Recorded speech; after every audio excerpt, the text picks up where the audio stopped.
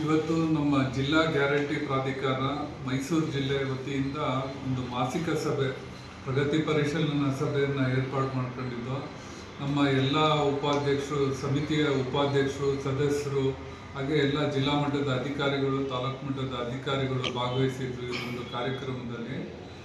ಏನಂತ ಅಂದರೆ, ತಾವೆಲ್ಲ ನೋಡಿರ್ಬೋದು, ಈಗ ಮುಂಚೆ ಚಿಕ್ಕಮಗಳೂರು ನಂಬರ್ 1 ಇತ್ತು. ಏನಂದರೆ ಈ ಪಂಚ ಗ್ಯಾರಂಟಿಗಳಲ್ಲಿ ಮುಖ್ಯಮಂತ್ರಿಗಳು ಹಾಗೂ ನಮ್ಮ ಉಪಮುಖ್ಯಮಂತ್ರಿಗಳು ಕಾಂಗ್ರೆಸ್ ಸರ್ಕಾರ ಕೊಟ್ಟಂಥ ಈ ಗ್ಯಾರಂಟಿ ಯೋಜನೆಯಲ್ಲಿ ನಾವು ಈಗ ಮುಂಚೆ 6ನೇ ಸ್ಥಾನ ಏನೋ ಇದ್ದು ಅಂತ ಕಾಣುತ್ತೆ. ಈಗ ನಾವು 2ನೇ ಸ್ಥಾನಕ್ಕೆ ಬಂದಿದ್ದೀವಿ.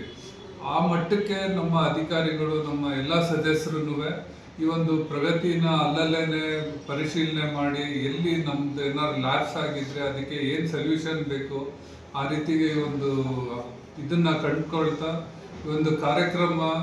ಈ ಮೊನ್ನೆ ತಾನೇ ನಾವೊಂದು ಗೋಲ್ಡನ್ ಬುಕ್ ಆಫ್ ರೆಕಾರ್ಡ್ಗೆ ಈ ಒಂದು ನಮ್ಮ ಕರ್ನಾಟಕ ಸಾರಿಗೆಯಲ್ಲಿ ಏನು ಶಕ್ತಿ ಯೋಜನೆ ಕೊಟ್ಟಿದ್ದಾರೆ ನಮ್ಮ ಸರ್ಕಾರದ ವತಿಯಿಂದ, ಅದು ಯಶಸ್ವಿಯಾಗಿ ಇಡೀ ಪ್ರಪಂಚದಲ್ಲೇ ನಮ್ಮದು ಒಳ್ಳೆ ಸೇವೆಯನ್ನು ಇದರಲ್ಲಿ ಒಂದು ದಾಖಲೆಯನ್ನು ನಿರ್ಮಿಸಿದೆ.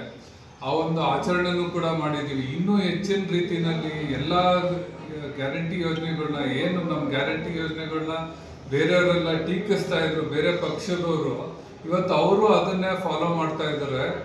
ಈಗ ನಮ್ಮ ಯೋಗೇಶ್ ಅವರು ಹೇಳಿದ್ರು, ಬೇರೆ ಯಾವುದು ರಾಜ್ಯಗಳು, ಮಧ್ಯ ಪ್ರದೇಶ, ರಾಜಸ್ಥಾನ, ಮಹಾರಾಷ್ಟ್ರ, ಹಿಮಾಚಲ ಪ್ರದೇಶ ಅಲ್ಲಲ್ಲ, ಸುದೀರ್ಘ ಜಾಸ್ತಿ ಹಿಮಾಚಲ ಪ್ರದೇಶ ಅವರು ತುಂಬಾ ದಿನದಿಂದ ಕೊಟ್ಟು ಈ ಒಂದು ಸಾಧನೆ ಮಾಡೋಕ್ಕಾಗಿರ್ಲಿಲ್ಲ. ನಾವು ಏನು 2023 ನವೆಂಬರ್ 23 ಮೇನಲ್ಲೇ ತಂದಿದ್ದು ಇದು ಜಾರಿಗೆ. ಈಗ ಆಗ್ಲೇನೆ ನಾವು ಅಚೀವ್ ಮಾಡಿದ್ದೀವಿ. 68% ಮಹಿಳೆಯರು ಓಡಾಡ್ತಾ ಇದ್ದಾರೆ. ಈಗ ಯಾರ ಮೇಲೂ ಅವ್ರ ಮನೆಯಲ್ಲೇ ಆಗಲಿ ಅಥವಾ ಇನ್ನೊಬ್ಬರ ಮೇಲೆ ಕರ್ಕೊಂಡು ಹೋಗಿ ಅಲ್ಲಿವರೆಗೂ ಅನ್ನೋ ರೀತಿ ಯಾರನ್ನೂ ಬೇಡ ಹಾಗೆ ಇಲ್ಲ. ಅವ್ರು ವಾಲಂಟಿಯರ್ ಆಗಿ ಪ್ರಯಾಣ ಮಾಡ್ಬೋದು ಈ ಒಂದು ಶಕ್ತಿ ಯೋಜನೆಯಿಂದ. ಈ ಒಂದು ಯೋಜನೆ ನಮ್ಮ ಸರ್ಕಾರನ ಗುರುತಿಸೋ ಮಟ್ಟಿಗೆ, ಅಂತಾರಾಷ್ಟ್ರೀಯ ಮಟ್ಟದಲ್ಲಿ ಗುರುತಿಸೋ ಮಟ್ಟಿಗೆ ಹೋಗಿದೆ.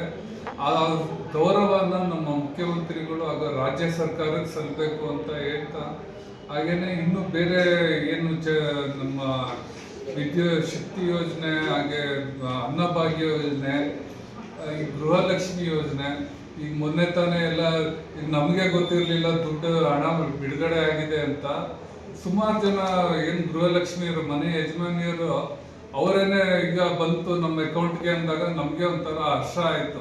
ಯಾಕೆಂದರೆ ನಾವು ಸಮಿತಿನಲ್ಲಿ ಇದ್ರೂ ನಮಗೆ ಕೆಲವೊಂದು ವಿಚಾರ ಗೊತ್ತಿರಲ್ಲ. ಜನಗಳಿಂದ ನಾವು ತಿಳ್ಕೊಂಡಾಗ್ಲೇ ಅದೊಂದು ಅವ್ರ ಏನೀಗ ಮುನ್ನ ಗೌರಿ ಹಬ್ಬ, ಗಣೇಶನ ಹಬ್ಬ ಇದೆ, ಅದಕ್ಕೆ ಒಂದು ಅವ್ರಿಗೊಂಥರ ಖುಷಿ ವಾತಾವರಣ. ಹಬ್ಬ ಇನ್ನೂ ಮುಂದೆ ಇದೆ ಅನ್ನೋದಕ್ಕಿಂತ ಇವತ್ತೇನೆ ಅವ್ರಿಗೆ ಹಬ್ಬದ ವಾತಾವರಣ ಬಂದಿದೆ. ಹಾಗೇನೆ ಎಲ್ಲ ಜನತೆಗೂ ಈ ಒಂದು ಹಬ್ಬದ ಶುಭಾಶಯವನ್ನು ತಿಳಿಸ್ತಾ ಇದ್ದಾರೆ. ಈಗ ಅವ್ರ ಕೈಲಿ ಮಾಡೋಕ್ಕಾಗಿಲ್ಲ. ಈಗ ಅವ್ರು ಹೇಳ್ತಾರೆ ನಮ್ಮ ಸರ್ಕಾರಿ ಬೊಕ್ಕಸನೆಲ್ಲ ಹಾಳು ಮಾಡ್ತಾ ಇದ್ದೀರ ಅಂತ. ಇವರು ಅದಾನಿ, ಅಂಬಾನಿ ಅವ್ರುಗಳಿಗೆ ಅವ್ರು ಮಾಡಿದಂಥ ಸಾಲನ ಮನ್ನಾ ಮಾಡಿದ್ರಿ, ಇರೋರ್ಗೇನೆ ಅನುಕೂಲ ಮಾಡಿಕೊಟ್ರು, ಅವ್ರಿಗೆ ಸಾಲಗಳನ್ನ ಮನ್ನಾ ಮಾಡಿಕೊಟ್ಟು. ಆದರೆ ನಾವು ಯಾರಿಗೆ ತೀರಾ ಬಡತನ ರೇಖೆಯಲ್ಲಿ ಇದ್ದಾರೆ ಅಥವಾ ಯಾರಿಗೆ ಶ್ರಮಿಕರಿದ್ದಾರೆ, ಕಾರ್ಮಿಕರಿದ್ದಾರೆ, ಅವ್ರಿಗೆ ಅನುಕೂಲ ಆಗೋ ರೀತಿಯಲ್ಲಿ ನಾವು ಮಾಡ್ತಾ ಇದ್ದೀವಿ. ಅದೆಲ್ಲ ಮಾಡಿದ್ರಿಂದ ಇವತ್ತು GDP-ನಲ್ಲಿ ಕರ್ನಾಟಕ ನಂಬರ್ 1 ಇದೆ. ಇಡೀ ದೇಶದಲ್ಲಿ ಹೋಲಿಸಿದ್ರೆ ನಾವು GDP-ನಲ್ಲಿ ತಲೆ ಆದಾಯ ನೋಡಿದ್ರೆ ನಾವು ನಂಬರ್ 1 ಇದ್ದೀವಿ. ಅದಕ್ಕೆ ಕಾರಣ, ಈಗ ನೀವು ಇರೋರಿಗೆ ಏನಾದ್ರು ಸವಲತ್ತು ಕೊಟ್ಟರೆ ಅದು ಬ್ಯಾಂಕಲ್ಲಿ ಇಟ್ಕೋತಾರೆ. ಆದರೆ ನಮ್ಮ ಜನಗಳು ಹಂಗಲ್ಲ.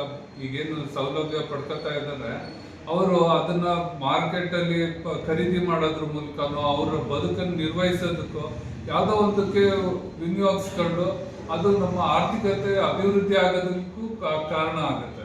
ವಿರೋಧ ಪಕ್ಷಗಳು ಅದೆಲ್ಲ ಹೇಳೋದ್ರಿಂದಾನೇ ಅವ್ರು ವಿರೋಧ ಪಕ್ಷದಲ್ಲಿ ಇರೋದು.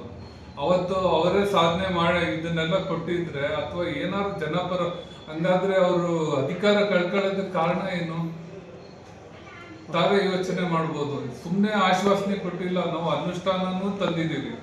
ನಮ್ಮ ಕಾಂಗ್ರೆಸ್ ಸರ್ಕಾರ ಅದನ್ನ ಅನುಷ್ಠಾನಕ್ಕೂ ತಂದು ಅದರಿಂದ ಪಾಸಿಟಿವ್ ರಿಸಲ್ಟ್ ಸಿಕ್ಕಿದೆ ಎಲ್ಲ ಜನತೆಗೂ. ಇನ್ನು ಅದರಲ್ಲಿ ಅರ್ಥ ಇಲ್ಲ ಅಂತ ನಾವು ಭಾವಿಸ್ತೀವಿ. ಈಗ ನಮ್ಮ ಗೃಹಲಕ್ಷ್ಮಿ ಯೋಜನೆದು ಈಗ ಮೊನ್ನೆ ಬಿಡುಗಡೆ ಆಗಿರೋಂಥದ್ರಲ್ಲಿ ಆಲ್ಮೋಸ್ಟ್ 6 ಕೋಟಿ ಅದು